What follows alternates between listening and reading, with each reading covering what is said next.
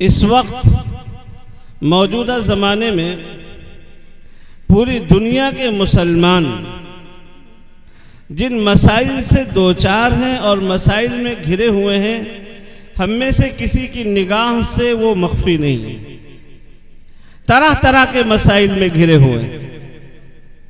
ان کی جان کا مسئلہ، ان کے مال کا مسئلہ، ان کی معاشیات کا مسئلہ، تجارت اور کاروبار کا مسئلہ، ان کے عزت و آبرو کا مسئلہ، اور سب سے اہم مسئلہ مسلمانوں کے سامنے جو درپیش ہے ان کے ایمان اور ان کے عقائد اور ان کے اعمال کا مسئلہ۔ آج ہم جان اور مال کے تحفظ کو تو بڑی اہمیت دیتے ہیں اور اس کی حفاظت کی خاطر طرح طرح کے لائحہ عمل تیار کرتے ہیں، منصوبے بناتے ہیں، پلاننگ کرتے ہیں، لیکن اپنے ایمان اور اپنے عقائد، اپنے اعمال کے تحفظ کے لیے ہم کتنا قدم آگے بڑھاتے ہیں۔ ہر آدمی اپنے گریبان میں جھانک کر دیکھ لے۔ حالانکہ میرے بھائیوں، ایمان اور اعمال اور عقائد اگر درست ہوں گے، اللہ جان کی بھی حفاظت کرے گا، اللہ مال کی بھی حفاظت کرے گا، اللہ عزت و آبرو کی بھی حفاظت کرے گا۔ حضرات صحابہ کرام رضی اللہ عنہم اجمعین کی زندگی دیکھیں، اسلام کے آنے سے پہلے پیارے آقا صلی اللہ تعالی علیہ وسلم کی بعثت سے پہلے کون سا گناہ ایسا نہیں تھا، کون سا جرم ایسا نہیں تھا جو ان کے اندر نہ پایا جائے۔ کس گناہ میں وہ مبتلا نہیں تھے؟ معمولی بات پر ان میں جنگیں چھڑ جاتی اور وہ جنگیں 10-20 سال میں ختم نہیں ہوتی۔ دادا اپنے پوتے کو وصیت کر کے جاتے کہ بیٹا تلوار تم رکھنا نہیں، ان خاندان والوں سے ہماری دشمنی ہے، عداوت ہے، تم پورا حق اس کا ادا کر دینا۔ اور بدکاری عروج پر تھی ان کے یہاں۔ اس کے علاوہ عورتوں کے اوپر مظالم ڈھایا جاتا تھا۔ عورت چاہے ماں کی شکل میں ہو، چاہے بیوی کی شکل میں ہو، اور اگر عورت بیٹی کی شکل میں ہو جو قابل رحم ہوتی ہے، بیٹی جو شفقت کے محتاج ہوتی ہے، باپ جو آج کل اپنی بیٹیوں سے بے انتہا محبت کرتا ہے، اس زمانے میں بیٹیوں کی حالت یہ ہو گئی تھی کہ بیٹی پیدا ہوئی، باپ کے ذہن و دماغ میں کیڑا کاٹنے لگا، اور جب تک اپنی بیٹی کو زندہ دفن نہیں کر دیتا تھا اس وقت باپ کو چین و سکون نہیں آتا تھا۔ ایسے جرائم، ایسے گناہ، ایسی برائیاں ان کے اندر پائی جاتی تھی۔ جناب نبی اکرم صلی اللہ تعالی علیہ وسلم تشریف لائے، اور آپ صلی اللہ تعالی علیہ وسلم نے ان کے اندر محنت شروع کی۔ محنت کرتے کرتے تھوڑے ہی دنوں میں، چند دنوں میں، صرف 23 سال کی مختصر سی مدت میں اللہ کے نبی علیہ السلام کی محنت کی برکت سے تقریباً کم و بیش 1.25 لاکھ صحابہ کرام کا مجمع تیار ہوا جو جانثار تھے، اور پیارے آقا کے ارشادات پر اور آپ کی ہدایات پر، آپ کے اشاروں پر اپنی جان کو قربان کرنا اپنے لیے سعادت کی بات سمجھتے تھے۔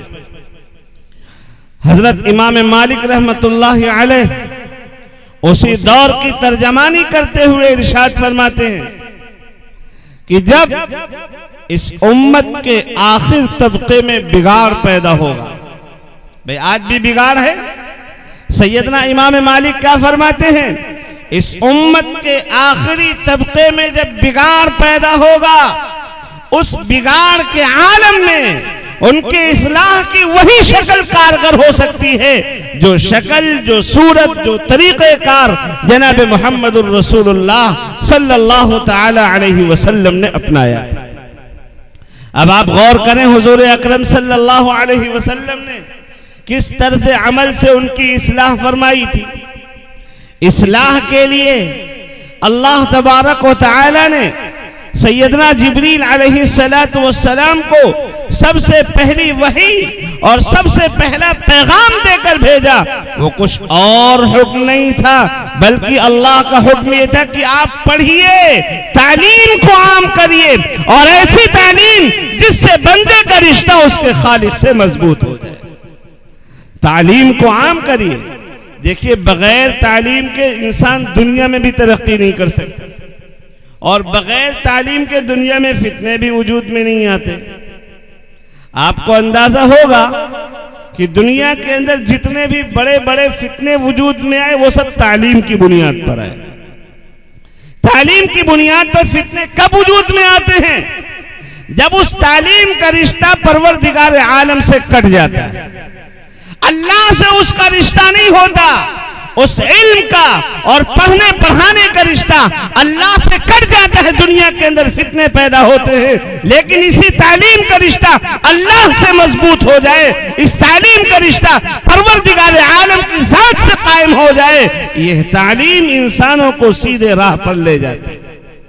نبی اکرم صلی اللہ تعالی علیہ وسلم پر سب سے پہلی وحی نازل ہوئی، آپ پڑھیے اپنے اس رب کا نام لے کر جو خالق ہے، جو تمام انسانوں کا پیدا کرنے والا ہے، جس نے ساری انسانیت کو جمے ہوئے خون سے پیدا کیا ہے، اس پروردگار کا نام لے کر آپ پڑھیے۔ حضور اکرم صلی اللہ تعالی علیہ وسلم نے لوگوں کے سامنے قرآن پڑھ کر سنایا، اور پیارے آقا صلی اللہ علیہ وسلم کیا فرماتے ہیں؟ انما بعثت معلما، اللہ نے مجھے استاذ بنا کر بھیجا، اللہ نے مجھے معلم بنا کر بھیجا، اللہ نے مجھے ساری کائنات کو علم دینے کی ذمہ داری ادا کر کے بھیجا۔ میں آیا ہوں، میں بچے سے لے کر بوڑھے تک، مرد کو اور عورت کو، شہریوں کو اور دیہاتوں کو، پورے علاقے میں، پوری دنیا میں، پوری کائنات میں اللہ کے علم کو عام کر کے جاؤں گا۔ حضور اکرم صلی اللہ علیہ وسلم نے اپنی بعثت کا یہ اہم مقصد بیان کیا کہ میرے آنے کا مقصد یہ ہے کہ لوگوں کو تعلیم سے میں وابستہ کر دوں، تعلیم سے میں لوگوں کو جوڑ دوں۔ تعلیم کے بغیر انسان دنیا میں کوئی بھلا کام کرے تب بھی بسا اوقات نقصان ہو۔ تعلیم کے بغیر سن لیجئے کان کھول کر، اگر علم نہیں ہے، قرآن اور سنت سے رشتہ مضبوط نہیں ہے، پیغمبرانہ ہدایات کا صحیح علم نہیں ہے، تو بسا اوقات انسان صحیح کام کرنے کی کوشش کرتا ہے لیکن اس کے باوجود نقصان ہوتا ہے۔ ایک بڑے عالم نے ایک لطیفہ سنایا، وہ لطیفہ یہ تھا کہ ایک بار ایک گاؤں میں جماعت پہنچی اور جماعت والوں نے گشت شروع کیا۔ ایک صاحب آگے پہلی بار مسجد میں آئے تھے، انہوں نے پوچھا متکلم سے، جو گشت میں متکلم تھے، کہ ہم نماز پڑھنا جانتے نہیں، کیسے پڑھیں گے؟ پہلی بار جا رہے ہیں مسجد، کیسے پڑھیں گے؟ تو انہوں نے فرمایا کہ دیکھنا، جیسے سب لوگ پڑھ رہے ہیں ایسے تم بھی پڑھنا۔ اس نے کہا بہت اچھی بات۔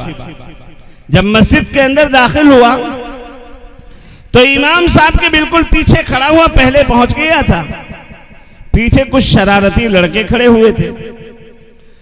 ان شرارتی لڑکوں کو شرارت سوجھی اور انہوں نے سوچا کہ یہ شخص، اس کا بچپن گزر گیا، جوانی گزر گئی، بڑھاپے کی دہلیز پر قدم رکھ چکا ہے، آج پہلی بار یہ مسجد میں آیا ہے اور کس طرح نماز پڑھ رہا ہے، اس لیے بچوں نے شرارت کی، جب وہ رکوع میں گیا تو اس کو دھکا دے دیا۔ اب اس نے کیا سمجھا؟ اس نے سمجھا کہ شاید رکوع میں اپنے آگے والے کو دھکا دیا جائے، اس نے آگے والے کو دھکا دیا، نتیجہ یہ ہوا کہ امام صاحب ڈھیر ہو گئے، امام صاحب گرے۔ اب نماز میں ہڑبڑ مچ گئی، شور شرابہ ہونے لگا مسجد کے اندر۔ کیا ہوا؟ اس نے کہا ہمیں کیا پتا، ہم سے تو یہ بتایا گیا تھا کہ جیسے سب لوگ نماز پڑھ رہے ہوں ان کو دیکھ کر تم بھی نماز پڑھنا، ہم کو پیچھے والے نے دھکا دیا تو ہم نے سمجھا کہ شاید اس حالت میں آگے والے کو دھکا دیا جاتا ہے، اس لیے ہم نے دھکا دے دیا۔ اب پھر امیر صاحب نے اس کو سمجھایا کہ بھائی ابھی تم نماز وغیرہ نہ پڑھو، پہلے تم جاؤ کلمے کی دعوت۔ اس نے کہا بہت اچھی بات، کلمے کی دعوت دیں گے۔ رات میں سویا کسی طرح، صبح جلدی جلدی اٹھا، لاٹھی اٹھائی اور گاؤں کے چکروٹ پر کھڑا ہو گیا۔ جو بھی بیچارہ گزرتا، صبح سویرے کا معاملہ، کوئی دودھ والا گزرتا، اس کو پکڑتا، کلمہ پڑھ۔ اگر وہ کہتا کلمہ میں نہیں پڑھوں گا، لاٹھی چلا دیتا، وہ کلمہ پڑھ کے چلا جاتا چپ چاپ۔ ایک دن ایک شخص آیا، اس سے کہا کلمہ پڑھ، اس نے کہا نہیں پڑھوں گا، لاٹھی چلائی، کلمہ پڑھ۔ آخر کار جب لاٹھی سے وہ زیر ہوا تو اس نے کہا میں کیا پڑھوں؟ کہا کلمہ پڑھ۔ اس نے کہا میں کیا پڑھوں؟ اب یہ پٹائی کیے جا رہا ہے، کلمہ پڑھ۔ اس نے کہا میرے بھائی سن تو قاعدے سے، میں کلمہ پڑھنا چاہتا ہوں لیکن کیا پڑھوں، کیسے پڑھوں؟ تو اس نے کہا یہ تو مجھے بھی نہیں معلوم۔ تو اس طرح اگر بغیر علم کے، بغیر اللہ سے رشتہ جڑے ہوئے، بغیر تعلیم کے کوئی آدمی بھلا کام بھی کرتا ہے تو بسا اوقات نقصان ہو جاتا ہے۔ اس لیے سب سے پہلی بات جو اللہ کے نبی کے اوپر اللہ کی طرف سے نازل ہوئی ہے، اللہ تبارک و تعالی نے کیا فرمایا؟ اقرأ بسم ربک الذی خلق، خلق الانسان من علق، اقرأ وربک الاکرم الذی علم بالقلم، علم الانسان ما لم يعلم۔ سب سے پہلی آیت جو اللہ کی طرف سے نازل ہوئی وہ پڑھنے کے سلسلے میں نازل ہوئی۔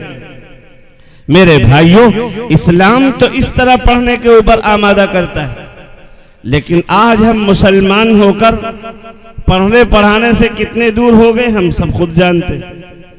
مسلمانوں کا اوسط تعلیم کے سلسلے میں بالکل زیرو، خصوصاً دینی تعلیم کے سلسلے میں۔ تعلیم چاہے عصری ہو، چاہے دنیاوی ہو یا دینی ہو، ہر تعلیم کے اندر یہ مسلمان پیچھے، ہر تعلیم میں مسلمان پیچھے۔ یاد رکھیے، آپ اپنے بیٹوں کو اور بیٹیوں کو بہترین تعلیم اور حسن ادب سے بڑا کوئی تحفہ نہیں دے سکتے۔ آپ نے اپنی بچی کو زیور میں 5 لاکھ روپے کا فرنیچر بنا کے دے دیا، فریج بھی دی، واشنگ مشین، سب کچھ دے دیا، لیکن آپ سچ بتلاؤ آپ کی بچی ابھی گئی ہے، شوہر بھی کما رہا ہے، اس کی جوانی ختم ہوئی، بیماریاں اس کے گلے لگی، بیمار پڑا، حالات خراب ہوئے۔ 5 سال کے بعد اگر وہ سوچے کہ آپ کے دیے ہوئے جہیز کو بیچ کر کے اپنا کچھ کام دھام چلا سکے تو وہ 5 لاکھ کا زیور بمشکل تمام 50,000 کا بکے گا۔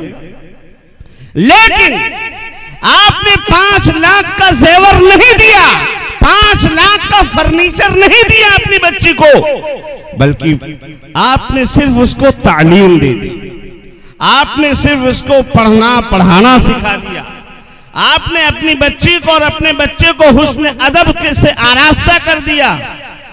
جب برے حالات آئیں گے، مصیبت اور پریشانیاں آئیں گی، یہ حالات میں گھرے گی بچی، تو چاہے جہاں پر بیٹھ کر اپنے محلے کے چند بچیوں کو جمع کر کے ٹیوشن پڑھا کے اپنا خرچہ چلا سکتے ہیں، ٹیوشن پڑھا کر اپنی زندگی کے اخراجات کی تکمیل کر سکتے ہیں۔ اس لیے آپ ہی اندازہ لگاؤ کہ تعلیم زیادہ قیمتی ہے یا 5-10 لاکھ کا فرنیچر زیادہ؟ آپ نے جو کچھ دیا، فرنیچر دیا، جہیز کا سامان دیا، یہ سب کچھ تھوڑے دنوں میں ختم ہو جائے گا، لیکن علم ایسی عظیم الشان دولت ہے جو کبھی نہیں ختم ہو سکتی۔ سیدنا علی مرتضی رضی اللہ تعالیٰ عنہ فرماتے ہیں، رضینا قسمت الجبار فینا لنا علم وللجہال مال فإن المال یفنا عن قریب وإن العلم باق لا یزال۔ فرماتے ہیں کہ ہم اللہ کی تقسیم پر راضی ہو چکے ہیں، ہم کو اللہ نے علم دیا ہے، نادانوں کو اللہ نے مال دیا ہے، یہ مال ختم ہو جائے گا، انتقال کے بعد ورثہ میں تقسیم ہو جاتا ہے، اور زندگی میں بھی مال بسا اوقات ختم ہو جاتا ہے، ساتھ چھوڑ دیتا ہے، لیکن علم کبھی ختم نہیں ہوتا، علم آخر سانس تک انسان کا ساتھ دیتا ہے۔ آج خوشی کی بات ہے کہ الحمدللہ اس چھوٹے سے گاؤں میں ایک بڑے سعادت مند انسان نے اپنی بچی کو زیور تعلیم سے آراستہ کیا. اب بچی کو زیور تعلیم سے آراستہ کیا، اور تعلیم بھی کون سی؟ وہ تعلیم جس سے بچی کے اندر اپنے والدین کا ادب آئے، بچی کے اندر بھائی اور بہنوں کے ساتھ اچھا برتاؤ کرنے کا سلیقہ پیدا ہو، وہ تعلیم جس سے بچے کے اندر شوہر کی خدمت کا جذبہ پیدا ہو، وہ تعلیم جس سے بچے کے اندر شوہر کے مال اور شوہر کی عزت و آبرو کی حفاظت کا داعیہ پیدا ہو، وہ تعلیم جس کے ذریعے بچی اپنے گھر میں رہے، مائکے میں رہے، تب بھی اپنے گھر والوں کی، خاص طور پر اپنے بھائی کی، اپنے باپ کی عزت کو قابو میں رکھے، اور جب اپنے سسرال جائے تو شوہر کی عزت کو داغدار نہ ہونے دے. ایسی تعلیم جو دنیا میں بھی کام آئے، مرنے کے بعد آخرت میں بھی کام آئے. ایسی تعلیم جس تعلیم کے نتیجے میں پیدا ہونے والے نونہال، پیدا ہونے والے بچے بچپن سے اللہ کو پہچان لے، اللہ کے پیغمبر کو پہچان لے. میرے بھائیو، یہ تعلیم کوئی معمولی تعلیم نہیں.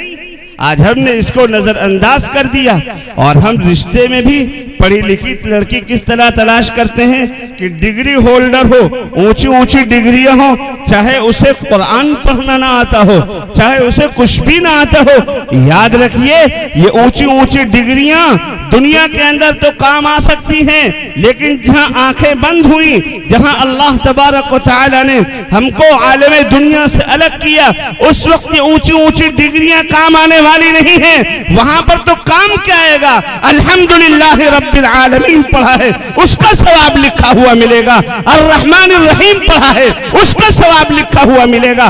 پیارے آقا کی ہدایات کو پڑھ کر دنیا میں عام کیا ہے، اپنی زندگی میں داخل کیا ہے. یہ ساری چیزیں وہاں پر کام آنے والی ہیں. وہاں پر نہ مال کام آئے گا، نہ ہمارا اقتدار کام آئے گا، نہ جاہ و جلال کام آئے گا، نہ خاندانی شرافت کام آئے گی، نہ حسب نسب کام آئے گا. وہاں پر جو کام آئے گا وہ قرآن اور سنت کی تعلیمات کے مطابق اپنی زندگی کا ایک ایک لمحہ کام آئے گا. اس لیے آج ضرورت ہے کہ اس بگڑے ہوئے معاشرے کی اصلاح کے لیے ہم اس بات کی طرف متوجہ ہوں، اپنے بچوں اور بچیوں کی دینی معقول تعلیم کا انتظام کریں. آج ہماری توجہ ان اداروں سے ختم ہو گئی، ان مکاتب سے ہم نے صرف نظر کر لیا، اپنے ذہن و دماغ کو علیحدہ کر لیا، اور ہم سوچتے کیا ہیں کہ صاحب یہ مدرسے والے، یہ مکاتب والے، یہ مولانا لوگ، یہ حافظ جی لوگ صرف پیٹ پالنے کے لیے مکتب چلا رہے ہیں، صرف پیٹ پالنے کے کا یہ سارا انتظام کر رہے ہیں. میرے بھائیوں، یہ سوچ ہماری انتہائی گھناؤنی سوچ. حکیم الامہ حضرت اقدس مولانا شاہ اشرف علی تھانوی رحمت اللہ علیہ لکھتے ہیں، فرماتے ہیں حضرت کہ اگر تمہیں مدرسوں سے بیر ہے تو تم مدرسوں میں تعاون کرنا بند کر دو. ایک پیسے کی کوئی ضرورت نہیں تمہیں، بالکل بند کر دو تعاون کرنا.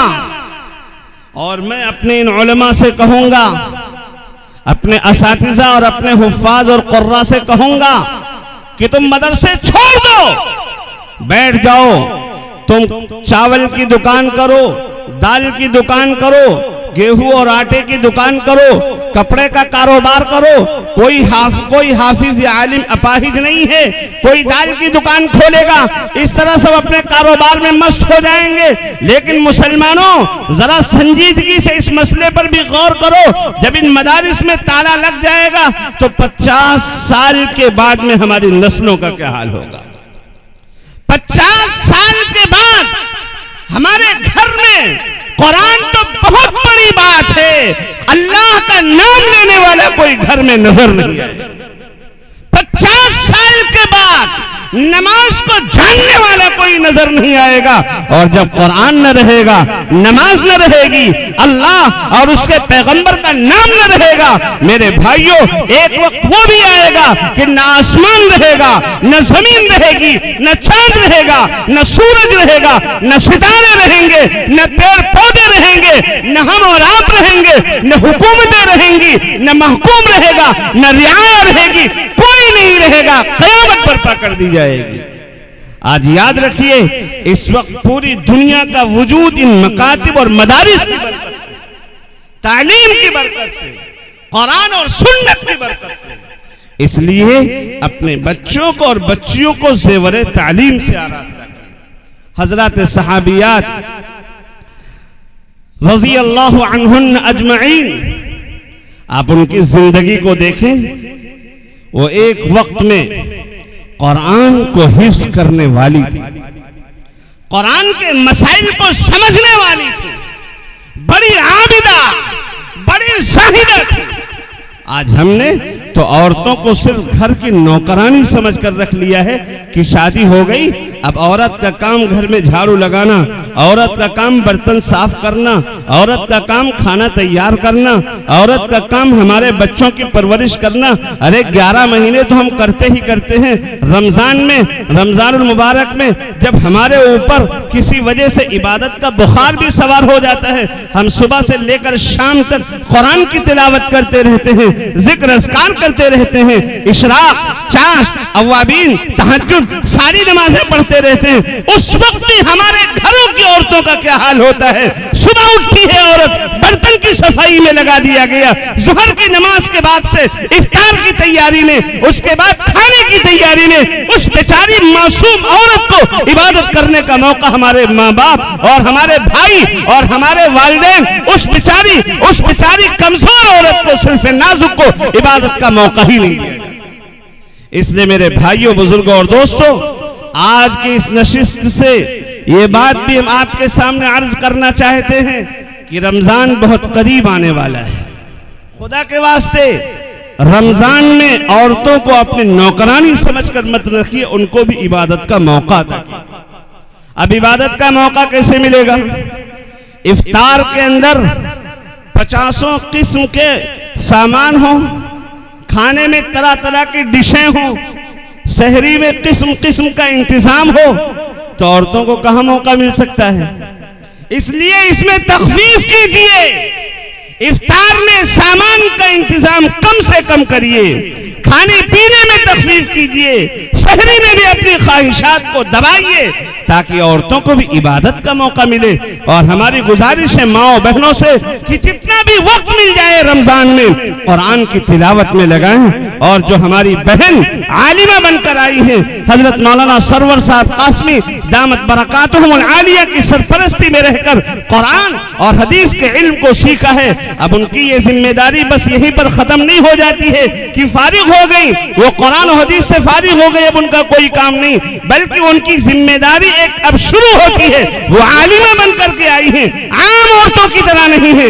گھر کے اندر عبادت کا اہتمام ہو، گھر میں تلاوت کا اہتمام ہو، گھر میں ذکر و اذکار کا اہتمام ہو، پردے کا اہتمام ہو، اور گھر کے اندر ان تمام عبادات کا اہتمام کرنے کے ساتھ ساتھ ہمارے پڑوس میں ہماری بہنیں، ہماری مائیں، ہماری دادیاں، ہماری پھوپھیاں، ہماری نانیاں اور ہمارے پورے خاندان کی جتنی مستورات اور جتنی خواتین اور عورتیں ہیں، ان سب کے اندر ایک کوشش کریں تاکہ ان کے عقائد کی اصلاح ہو، ان کے اعمال کی اصلاح ہو اور ان کا ایمان مضبوط ہو جائے۔ اس بات کی ضرورت حضور اکرم صلی اللہ تعالی علیہ وسلم نے جب محنت کی تو آپ کی محنت کے نتیجے میں امی جان عائشہ الصدیقہ رضی اللہ عنہا تیار ہوئی، حضرت جویریہ تیار ہوئی، ام سلمہ تیار ہوئی، حضرت حفصہ تیار ہوئی۔ یہ سب کے سب عبادت اور ریاضت میں ایک دوسرے سے سبقت لے جانے کی کوشش کرتے، دین کا ایک بہت بڑا باب امی جان عائشہ الصدیقہ رضی اللہ عنہا سے مروی۔